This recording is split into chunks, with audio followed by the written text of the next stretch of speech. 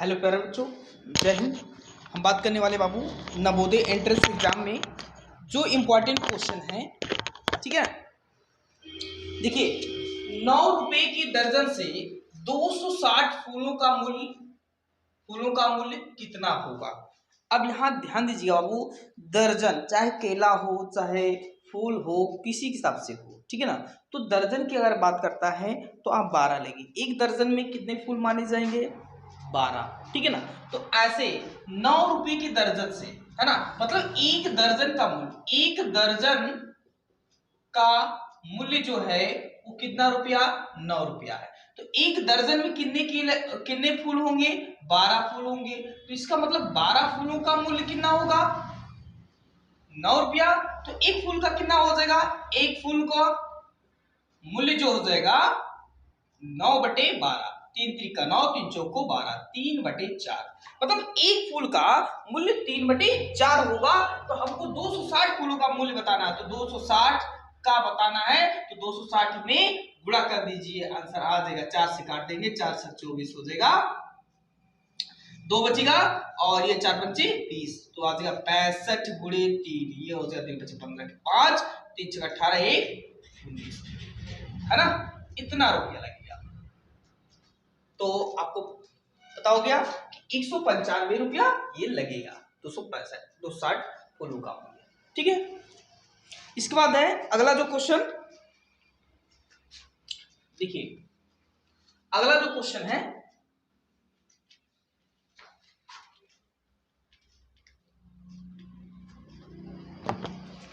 इसमें दिया पहला, तो दूसरा क्वेश्चन कह रहा -1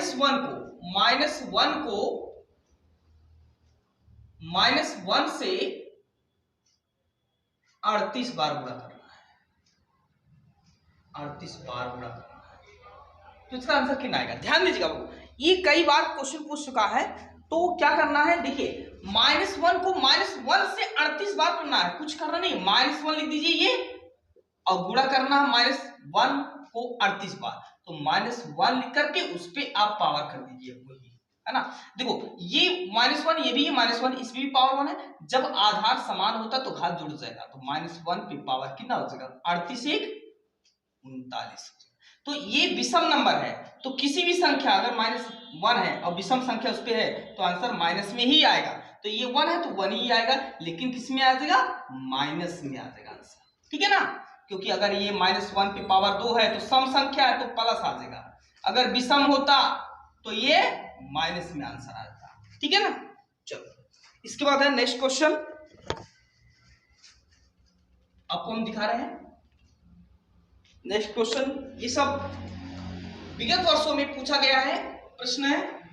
2 × 3 + 2 और मल्टीप्लाई और 3 और -6 + 2 और +7 और इसका मान बताना है। कुछ करना नहीं बाबू। देखो सबसे पहले हम अंदर वाले ब्रैकेट में जाते हैं, या अंदर, है ना। तो यहाँ रेखा है नहीं, रेखा उसके बाद तो छोटा, उसके बाद मझला, उसके बाद बड़ा, है ना। देखो सबसे पहले अंदर जाते हैं। यहाँ 6 + 2 कितना हो जाएगा? 8। 2 × यहाँ 3 + 2 मल्टीप्लाई 3 - 6 + 2 कितना हो जाएगा? 8 हो जाएगा, और ब्रैकेट हटा देंगे अब ये, और +7 हो जाएगा। अब देखिए यहाँ 2 × 3 प्लस, अब देखिए यहाँ माइनस करेंगे, 2 × यहाँ आ जाएगा -5 आ जाएगा, कितना आ जाएगा? -5। यहाँ बाबू +7 कर देंगे, ठीक है ना। अब देखिए 2 × यहाँ 3 प्लस 2 × ये ब्रैकेट हटेगा तो मल्टीप्लाई यहाँ रहेगा ही, ठीक है। और यहाँ +7 बच रहा है। अब देखो इसको और सॉल्व कर लेते हैं, तो कितना आ जाएगा? 3 प्लस, इसका मल्टीप्लाई करेंगे, प्लस माइनस हो जाएगा, यहाँ 10 आ जाएगा +7। अब यहाँ देखिए 2 × ये 7 प्लस ये भी +10, तो 10 - 10 ये कट के 0 हो जाएगा बच्चा। तो ये जगह 2 × 0 = 0 हो जाएगा। इसका आंसर क्या आ जाएगा? 0 हो जाएगा, ठीक है ना। तो इस तरह से बहुत सारे क्वेश्चन है बाबू, तो उसको याद कर लीजिएगा कैसे लगाना है। इसके बाद है नेक्स्ट क्वेश्चन, है ना बाबू। चलिए इसको नोट कर लीजिए। हर कठिनाइयों से अब तुझे आगे बढ़ना है, तू रुक नहीं, अभी तो तुझे और पढ़ना है। इसको लगाते रहेंगे बाबू। इसके बाद नेक्स्ट क्वेश्चन की बात करने वाले हैं। इसके बाद ये नेक्स्ट क्वेश्चन आपका है। चलिए उसके बाद 40 इसमें आ गया 5 बाबू इसमें, तो 4 प्लस 4.4, 4 प्लस 4.04 और प्लस 4.4 और प्लस 4. देखिए इसको ऐड करना है, सही उत्तर बताना है बाबू, कुछ करना नहीं है। अपना आप नंबर को लिखते चले जाइए सब 444। इसमें कहीं दशमलव नहीं दिखाई नहीं दे रहा है, कोई बात नहीं, ठीक है, आप इसको ऐसे लिख लीजिए। उसके बाद यहां देखिए, यहां दशमलव लगा सकते, दशमलव के बाद 0 लगा सकते, कोई दिक्कत नहीं। अब देखिए ये मैंने नंबर ले लिया, दशमलव को सीधा करके इधर 4, इसकी इधर कौन है 4 और 4 है, फिर ये नंबर हो गया, ये नंबर हो गया, ये नंबर लेना है, तो दशमलव की इधर कितना है 0 4, इसकी इधर कौन है 4 है, फिर ये नंबर ले लीजिए, तो ये दशमलव की इधर कौन है 4 4, इसकी इधर कौन है 4, फिर ये लास्ट में, तो यहाँ दशमलव नहीं दिखाई दे रहा है, इसका मतलब यहाँ आ रहा है इधर, ठीक है ना, इसको आप जोड़ लीजिए, कोई दिक्कत नहीं। तो ये जगह 448 और ये जगह 4 5 20 के 0 हासिल 2 जगह, 4 4 8 8 10 के 0 हो जाएगा, हासिल 2 4 2 5 हो जाएगा बाबू, यहाँ 5, ठीक है ना। इसका आंसर ये आ जाएगा। इसके बाद है अगला 44, इसमें दिया 44वां, तो हम छठवां इसमें मानेंगे। छठवां क्वेश्चन, छठवां है 0.4 का 8% कितना होगा, ठीक है ना। तो ये आ जाएगा 0.4 का मतलब गुणा और परसेंटेज मतलब 1/100 हो जाएगा, ठीक है ना। इसको काट देते हैं बाबू, देखो यहां काट देते हैं, चलिए ये कट गया, या तो ऐसा करिए, आपको मैं आसान तरीका बता रहा हूँ, 0.4 है ना। देखिए यहाँ कितने अंक बाद दशमलव है, 1 अंक बाद दशमलव, तो आप 10 लिख लीजिए, 8 गुणे 1/100 हो गया, तो ये आ जाएगा कितना 8 चौक 32 बटे कितना आ जाएगा 1000 हो जाएगा, ठीक है ना। 3 0 बाबू, 3 अंक बाद दशमलव लगा दो, 1 2 और 0 और 1 बढ़ा लो, तो ये इसका आंसर आ जाएगा, ठीक है ना। इस तरह से क्वेश्चन हम करेंगे।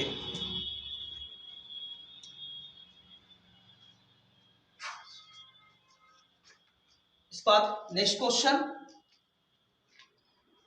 एक साधारण वर्ष में कुल कितने सप्ताह होते हैं, तो 52 होते हैं, कितने होते हैं 52, ठीक है ना। कैसे 365 दिन होता है और एक सप्ताह की बात कर रहा है ना, तो कितने सप्ताह होंगे 7 चौक 28, एक महीने में कितने 4, तो आप 7 से भाग दे दीजिए बाबू, तो कितना आ जाएगा 7 21 7 3 7 चौक 28 35 7 5 35 हो जाएगा, और जो 1 और यहाँ 7 गुना 14 हो जाएगा, और यहाँ दशमलव में आएंगे, लेकिन दशमलव को कोई मान नहीं होगा, इसको 52 ही पढ़ेंगे, ठीक है ना।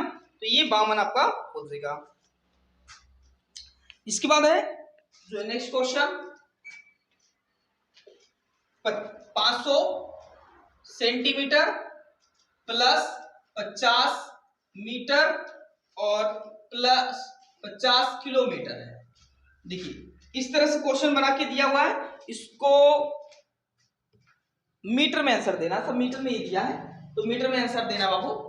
तो मीटर में जब आंसर दिया तो इसका मतलब सभी को मीटर में ही बदलना है ना। तो पहले ध्यान दीजिएगा कि देखो ये सेंटीमीटर में है, तो सेंटीमीटर को मीटर में बदलेंगे। एक मीटर में कितने सेंटीमीटर 100 सेंटीमीटर, तो 1 सेंटीमीटर में 1/100 मीटर हो जाएगा, है ना। 1 सेंटीमीटर में 1/100, तो ये सेंटीमीटर को मीटर में बदलने के लिए 100 से भाग करना है, तो 500 है, तो 500 बटे कितना हो जाएगा 100, अब ये मीटर में बदल गया, प्लस 50 मीटर रहने दो, उसको तो रहने दो, प्लस 5 किलोमीटर, 1 किलोमीटर में कितने किलोमीटर में 1000 मीटर होते हैं, तो यहाँ कितना हो जाएगा 5000 मीटर। ठीक है ना, ये 0 0 कट हो जाएगा, तो हो जाएगा 5 मीटर और ये 50 मीटर और ये 5000 मीटर हो जाएगा, 5000 मीटर। अब जोड़ लीजिए कितना आ जाएगा, कितना 5 5 5 इतना मीटर आ जाएगा सर। ठीक है ना, यहाँ देखिए सॉरी बाबू, यहाँ आ जाएगा 500 ये और 50 और ये आ जाएगा 5, इसका आंसर ये आ जाएगा सॉरी 5505 इतना मीटर आंसर आएगा। ठीक है ना, जोड़ने में मिस्टेक हो रहा था। चलो इसके बाद नेक्स्ट क्वेश्चन है अगला,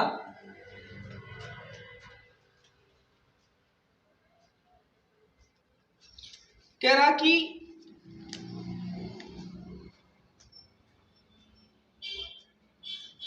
हाँ देखिए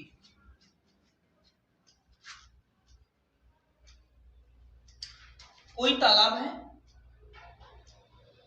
इस तालाब में 1/3 भाग पानी भरा हुआ है, 1/3 भाग पानी भरा हुआ है, 1/3 भाग 1/3 भाग पानी भरा हुआ है और इसको फुल भरने के लिए, पूरा भरने के लिए 28 लीटर की और जरूरत है, 28 लीटर की और जरूरत है।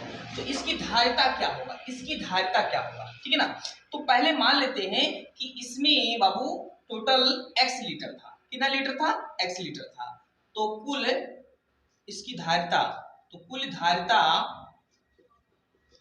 x लीटर मैंने माना और 1/3 भाग, x का 1/3 भाग वो पानी भरा हुआ है, तो ये जगह x/3 हो जाएगा लीटर, ये लीटर होगा। मतलब इसको फुल भरने के लिए अभी 28 लीटर की और जरूरत है, तो ये हो जाएगा x/3 प्लस 28 और ये भर जाएगा x के बराबर हो जाएगा। मतलब जितना भरा था 1/3 उसका 1/3 लिख दिया, 28 लीटर और भरना था तो पूरा भर देगा, तो किसके बराबर होगा, उसकी कुल धारिता के बराबर होगा। ठीक है ना, तो ये हो जाएगा, गुणा कर देंगे तो x प्लस कितना हो जाएगा, ऐसा करूंगा ना, x को x के साथ ले लेते हैं। ठीक है ना, इसको उधर ले चलते हैं, 28 equal x minus x upon 3 हो जाएगा, तो 28 equal 3x minus x upon 3 और 28 इक्वल हो जाएगा 2x अपॉन 3 हो जाएगा। इसका मल्टीप्लाई यहाँ कर देंगे, तो 28 मल्टीप्लाई 3 और ये बाबू 2x, इसको 2 को इधर लाएंगे है ना, तो ये आ जाएगा 28 मल्टीप्लाई 3/2 इक्वल टू x, ये कर जाएगा कितना आ जाएगा 14, तो ये आ जाएगा 14 x बराबर, मतलब 14 लीटर होगा इसमें, पूरा इसका बर्तन का जो धारिता होगा वो 14 लीटर होगा। ठीक है ना, और इसी तरह से अगला क्वेश्चन देखिए, यहां बाबू इसकी धारिता को 10 यहाँ दिया है, 3.52 दो का स्थानीय मान निकालना है, 2 का स्थानीय मान निकालना है। अब देखिए यहाँ दशमलव की इधर वाले अंकों को हम दशांक पढ़ते हैं, शतांक पढ़ते हैं, तो ध्यान दीजिएगा कि दशमलव की इधर वाले को आपको पता होगा दशमलव स्थानीय मान कैसे निकाला जाता है, लेकिन दशमलव के दाएं तरफ कैसे निकाला जाता है हम आपको बता रहे हैं। पहले दशमलव के पहले अंक को हम क्या बोलते हैं, दशांक, क्या बोलेंगे, दशांक बोलते हैं। ठीक है ना, इसको दसवां भी बोलते हैं, क्या बोलते हैं, दसवां, और इसका मतलब होता है 1/10 होता है, कितना होता है 1/10। और दूसरा अंक जो होता है वो शतांक होता है, शतांक का मतलब होता है 1/100, इसी को हम क्या बोलते हैं, सौवां, क्या बोलते हैं, सौवां बोलते हैं। ध्यान देना कि दशमलव की इधर वाले को दूसरी तरीके इकाई दहाई सैकड़ा से लगाते हैं, लेकिन इधर वाले को हम दशांक मतलब दसवां, शतांक, सौवां पढ़ते हैं। ठीक है ना, हमको 2 का निकालना है, 2 का स्थानीय मान निकालना है, तो 2 गुणे कर देंगे, तो ये दशांक ये शतांक, शतांक का मतलब 1/100 काट देंगे तो 50 आ जाएगा। इसका आंसर कितना आ जाएगा, 1/50 आंसर आ जाएगा। ध्यान दीजिएगा, ये गलती मत कीजिएगा ये क्वेश्चन में। ठीक है, बहुत सारे हमारे पास ऐसे क्वेश्चन है।